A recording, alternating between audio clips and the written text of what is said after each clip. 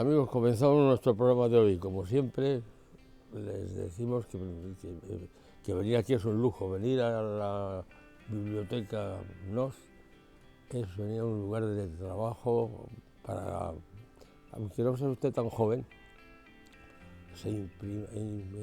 sentirá la impresión de estar impregnado de un halo mágico y se sentirá joven.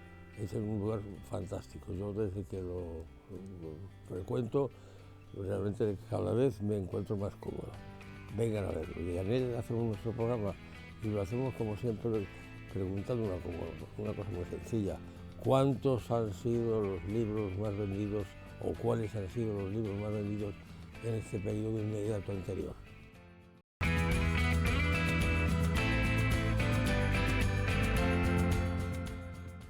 Bueno, los libros más vendidos de esta semana son, en primer lugar, de Woody Allen, su autobiografía A propósito de nada. En segundo lugar, el finalista El planeta de este año, de Sandra Barneda, Un océano para llegar a ti. Y en segundo lugar, de Juan Gómez Jurado, El rey blanco.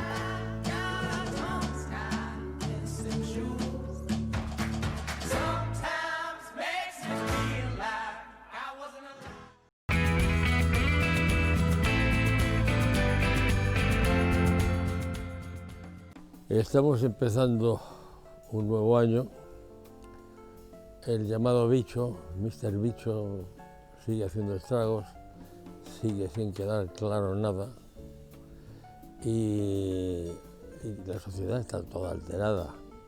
Hay miedo a la vacuna, hay terror a la vacuna y hay amor a la vacuna. ¿Con cuál de las tres cosas quedarse? Pues ya lo veremos.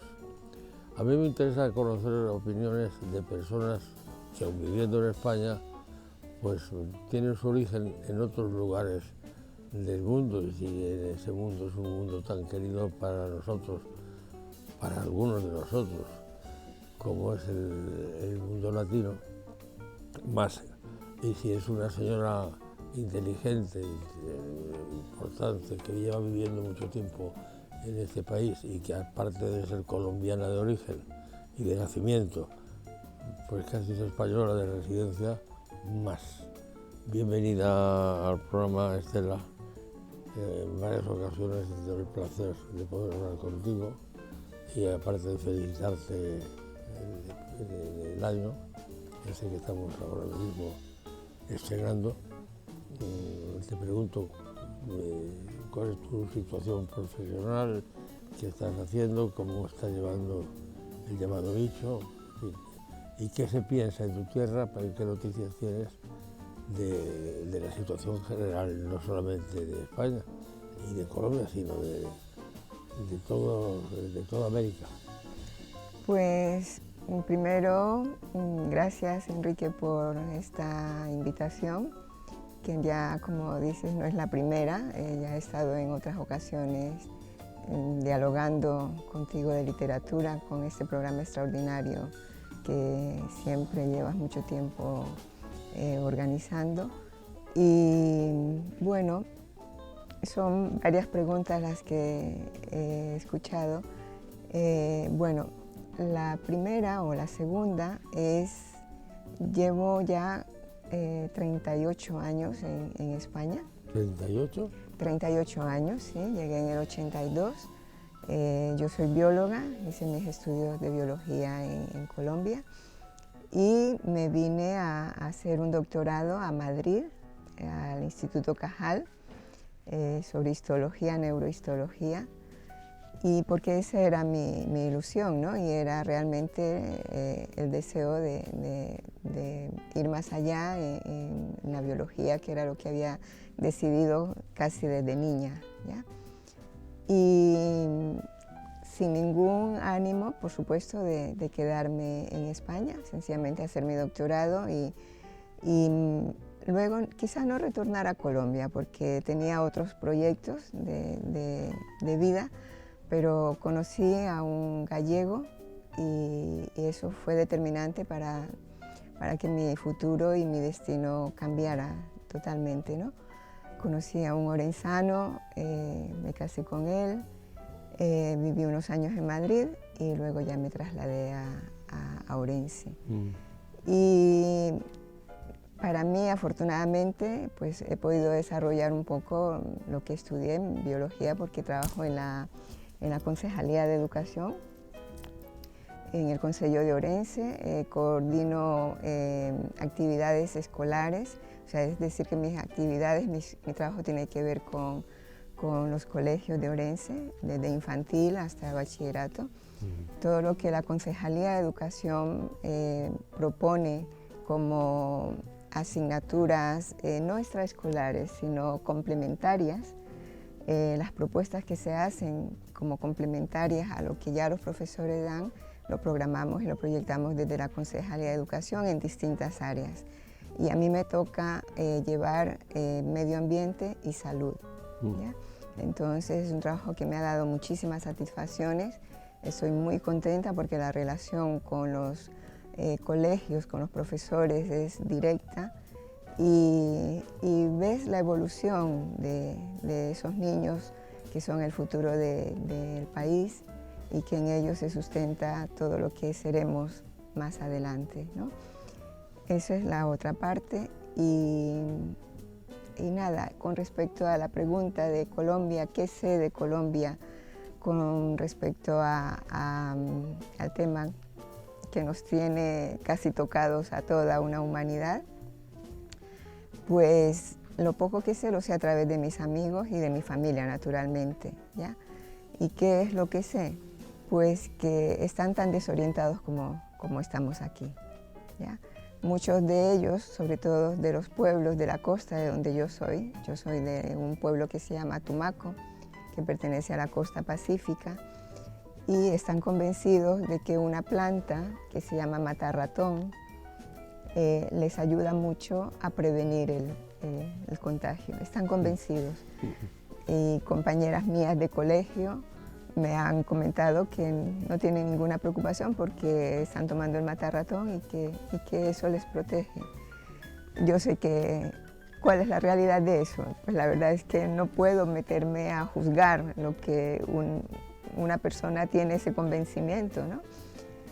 Pero claro, hay otras personas que efectivamente dicen que es un caos, que es un desorden y que estamos todos expectantes a ver qué va a determinar la vacuna, ¿no? Bueno, y en la otra parte de tu vida, en la parte literaria y en la parte que digamos más principalmente puede importar al programa, sí, aunque a mí siempre me importa la realidad personal, ¿verdad, Lucuma? Realmente, sí, yo sé que este programa es totalmente literario y que no es precisamente por mi faceta como bióloga. Pero literario, pero yo intento darle también un carácter meramente humano también. Humanístico, por supuesto.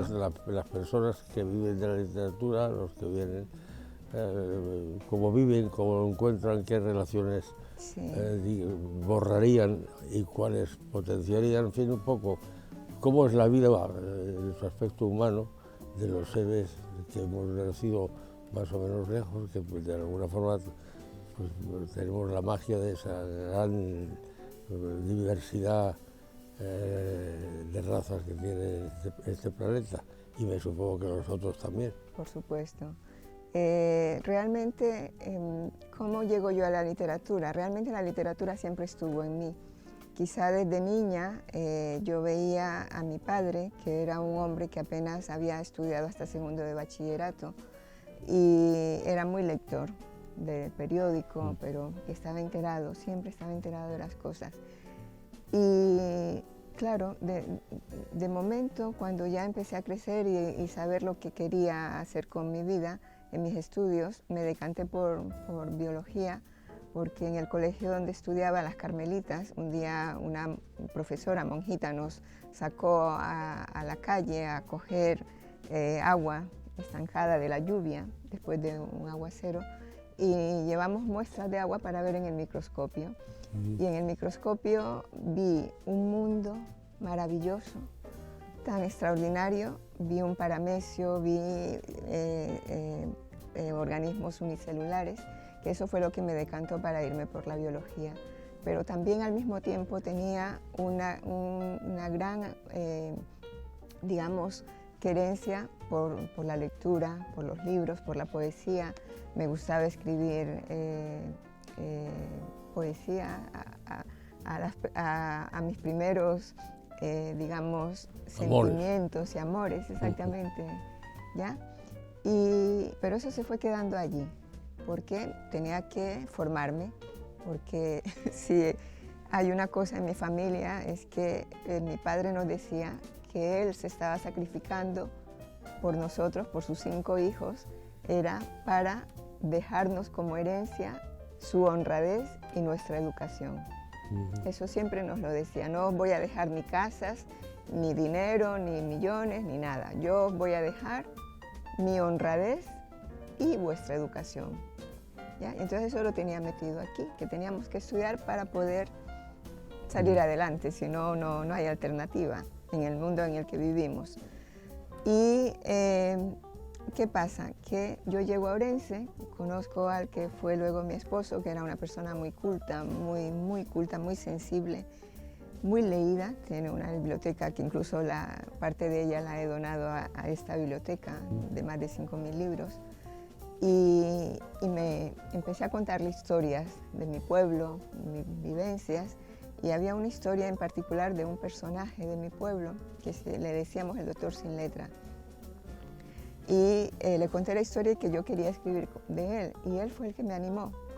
Luego él a su vez tenía mucha amistad con Carlos Casares, el escritor que murió, era muy amigo, y le conté esa historia también. Entre ellos dos me animaron para que escribiera el doctor sin letra. Y cuando llego a Ourense, realmente yo estaba un poco desubicada, no sabía qué hacer. Me metí a estudiar en la Universidad de Vigo Hispánicas. No la he terminado la carrera, hice unos cursos, primero asignaturas de primero y de segundo. Y a leer, a aprovechar esta biblioteca que mi marido tenía en su casa, y empecé a leerla y a formarme en ese ámbito.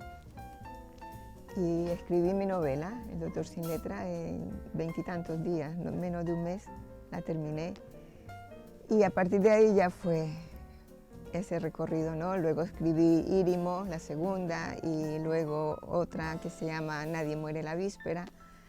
Y ese es el mundo que es como una pasión. Yo sé que tengo mi profesión, soy bióloga, y muy feliz porque realmente es lo que yo quería estudiar, pero también sé que tengo la pasión de la literatura, amo las letras bien dichas. ¿El libro que reposa en tus piernas? No, he traído este libro. ¿Tiene algo que ver con tu declaración o no? No tiene nada que ver con lo que yo he escrito, es Mario Vargas Llosa.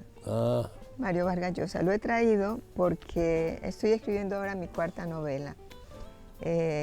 Y estoy escribiendo apenas borrador, y se lo comenté a un amigo de mi infancia, que es una persona también muy leída, muy culta, y me dice, le mandé un poco de lo que yo había escrito, y me dice Estelita, cariñosamente en mi entorno familiar me llaman Estelita, me dice Estelita, tienes que leer el último libro de Mario Vargas Llosa, Tiempos Recios, porque te va a dar una visión de lo que somos en Latinoamérica. Y porque él veía que lo que yo le había mandado, pues enfoca un poco de dónde vengo, dónde estoy y que no sé hacia dónde voy, ¿no? Esa es la idea. Y me dijo, léetelo. Y yo no lo había leído. Este es el último libro de Vargas Llosa, está editado en el 2019. Y me ha encantado. Entonces lo he traído porque este libro me ha hecho comprender un poco lo que es la realidad de Latinoamérica, y más que en Latinoamérica, el país que me interesa, que es mi país, para entenderlo, para comprender por qué somos como somos, y ha sido una recomendación extraordinaria, por eso lo he traído. Ajá, pues me interesa saberlo. Pues un placer siempre que quieras venir a contarnos cosas de tu tierra, de tu vida, pues será será bien recibido porque, en fin, desde el primer momento intuí que es una persona con iniciativa y que merece atención. Pues ¿De acuerdo, señora? muchísimas gracias, Enrique, Pues muy gracias por amable. habernos visitado. Y gracias por todo. Y que el año que se acaba de iniciar sea pleno de felicidad. Gracias.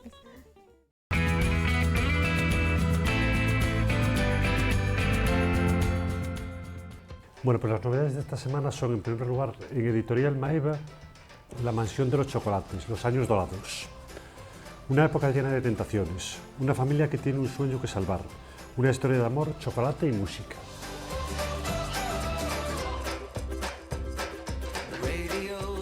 En segundo lugar, de Ruiz Zafón, La ciudad de vapor, todos los cuentos.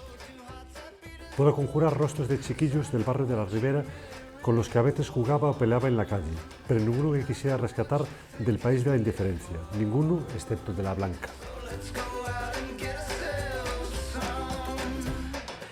Y en último lugar, también en Editorial Maeva, El próximo año en la cabaña. Una revolucionaria historia conecta con el destino de una familia con una verdadera masa de recuerdos. Después de la muerte de su querida abuela, una joven viaja a La Habana, donde descubre las raíces de su infidelidad y destierro de un secreto familiar oculto por la revolución.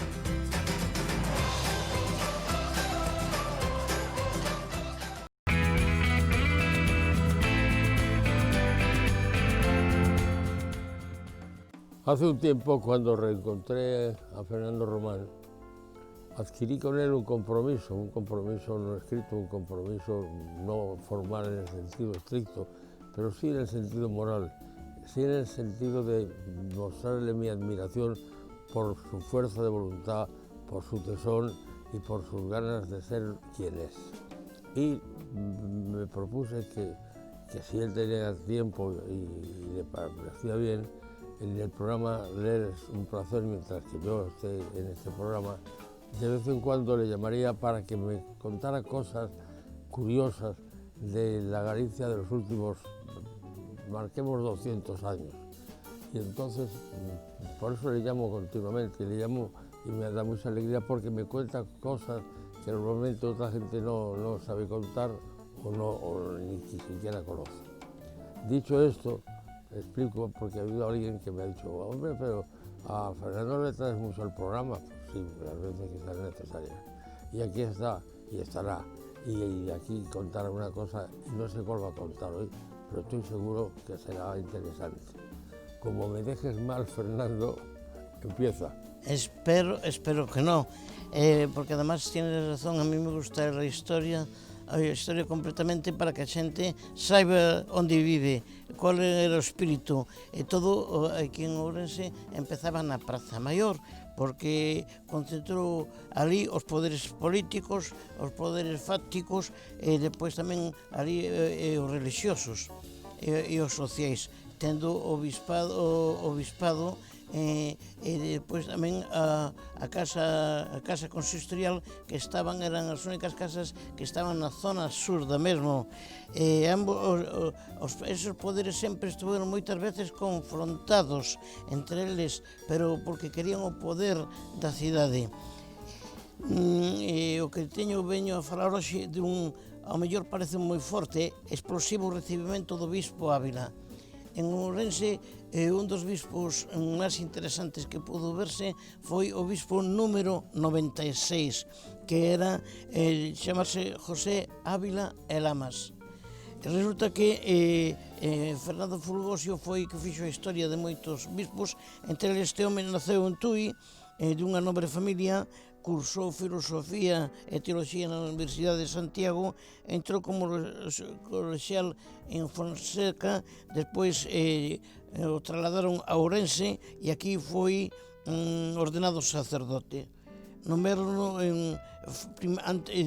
despois párroco de San Domingos en 1832 e despois o levaron a Santiago, pero durante 2 cursos foi catedrático do Seminario de San Fernando aquí en Ourense, no que é a Rúa Lamas Carvajal. Adrián Menéndez foi un dos personaxes que escribiu un libro moi interesante que é do Ourense antigo de 1830 a 1900 e falou de il, dicindo que o 3 de xaneiro en fixos de 1856 entrou aquí solene na cidade o obispo e o concello no seu desexo de agasallarlle ordenou por como xeco inicial o disparo de 2 cubos de fuego con 240 bombas cada un ao principio para cando entrara na Praza Mayor e outro ao final cando fora cara ao bispado. Pero a potencia foi tan estourido tan grande que moitas das cristais das casas paracegas escacharon completamente. O bispo non sabía ni onde estaba situado, quedou sorprendido e todo foi para facerlle un gran homenaxe. O día 10 días despois destes acontecementos o recibiu a corporación en pleno invitado a pasar ao salón de sesións e tomou asento cedeulle o seu posto o alcalde García Armero.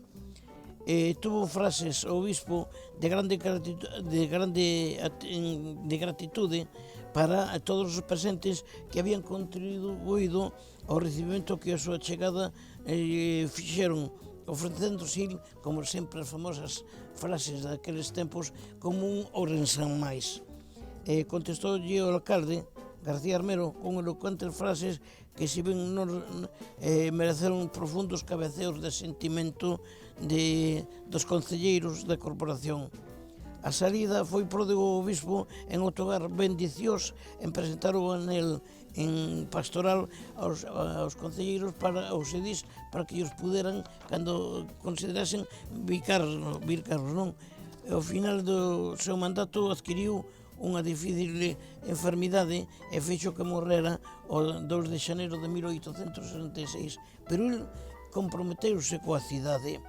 O acto personal máis entrañable do bispo Ávila foi a restauración do retablo maior da catedral, da importancia Eso me está interesando mucho y me lo vas a contar en un próximo programa para que tengamos... Muy bien, perfectamente.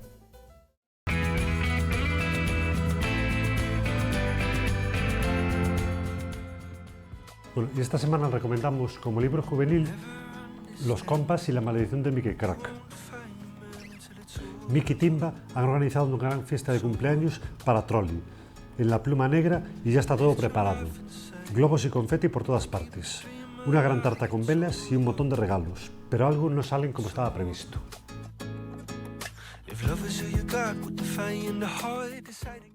Llegamos al final de este programa, gracias por la atención que nos prestan. Iniciamos el año diciendo lo mismo que terminamos el anterior y que lo hemos dicho en inmediatos previos, porque es nuestra verdad y la verdad no es más que una. Por favor, procuren regalar libros, lean, intenten que sus familiares se interesen, que sus hijos, ustedes mismos, por favor. Es mucho más hermoso leer un libro que escuchar algunas pamplinas que se escuchan por otros medios de difusión.